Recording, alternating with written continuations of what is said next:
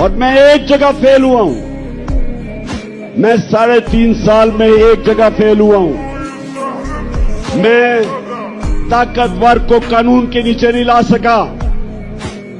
जिन लोगों ने इस मुल्क को लूटा था, जिनके ऊपर करप्शन के केसेस थे, मैंने बड़ी कोशिश की, लेकिन नैब मेरे नीचे नहीं थी, वो एस्टेब्लिशमेंट के नीचे थी। नैब वाले मुझे कहते थे कि जी केस सारे तैयार हैं, लेकिन हुक्म नहीं आ रहा। जिनके पास कंट्रोल था वो हुक्म नहीं दे रहे थे। वो इन चोरों से बजाय इनको जेलों में डालने के डीलें कर रहे थे। मैंने हर मीटिंग के अंदर ये बात